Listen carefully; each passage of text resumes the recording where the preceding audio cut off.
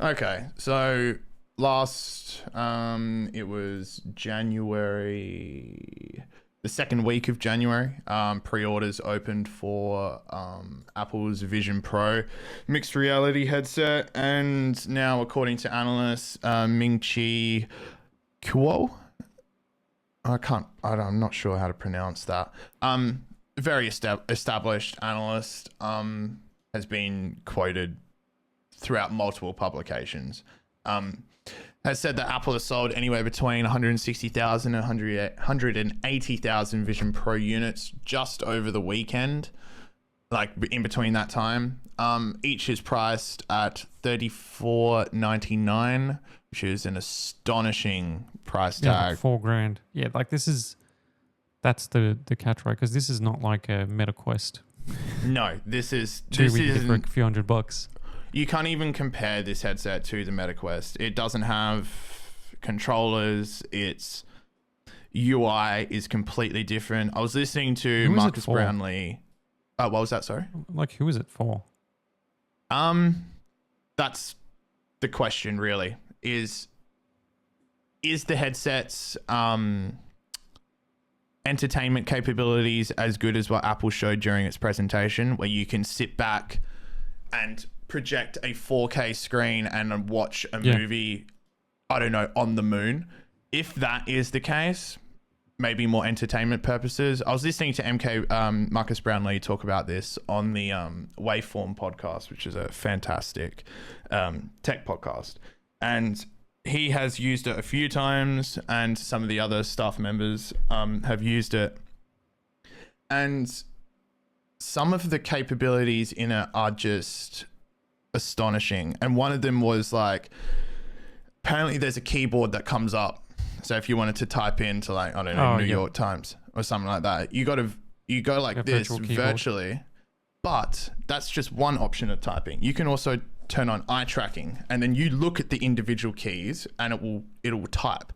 So, and every time you look at a key, you touch your fingers like this. I'm touching for just the audio listeners out there, I'm touching my thumb and my pointer, my index finger. So the PSVR 2 has eye tracking, and it's actually pretty impressive. Like, eye tracking works really well for that. So like the way that they use that is a little bit different because, like, because you have to render it like, 100 hertz or 120 hertz for VR so you don't get a headache. You can't have games running at like 60 FPS. They need to be like 120.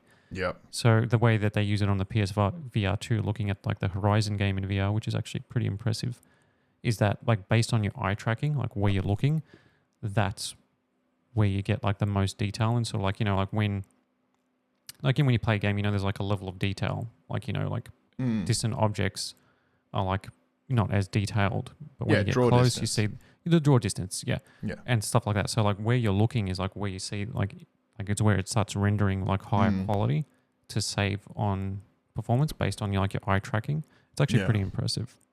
Yeah, it's I'm not exactly sure who this is exactly for, because again, the price, you can't even compare it to any of the other VR or mixed reality headsets on the market, because it's not for even gaming, is it? What was that? Sorry? It's not for gaming. I don't think so. I think there's entertainment experiences, like Disney is working with Apple on some Star Wars content and some other Disney owned IP to go into the headset. That's what I heard through the Waveform podcast. Now, yeah, look, this is 160,000 to 180,000 Vision Pro units is a lot. The company only reportedly has between 60,000 and 80,000 units in stock at launch on February 2.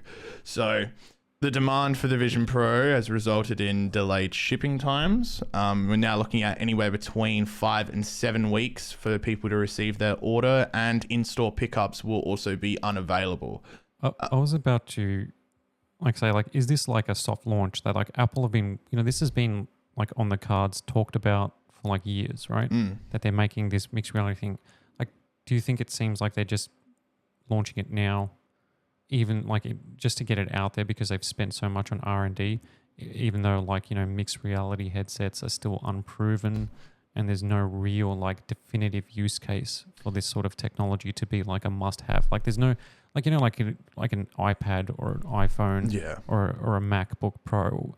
You look at these devices and they're like essential life. If like, you know, if you're working, A creator. studying or a creator, these Yeah. are essential tools, right? Yeah. Whereas this is like an Apple product that like maybe they thought that they would reach that point where it becomes at that level, but it's not at that level. And like to me, it seems like it's just get it out there because VR headsets and mixed reality headsets are still being released. Like, you know, new Meta Quests and now this, and you know, we may eventually get like a new VR headset from Valve and Steam for Steam VR, but like it's not like it hasn't hit that sort of like inflection point of being essential. Yeah, I completely agree with that sentiment.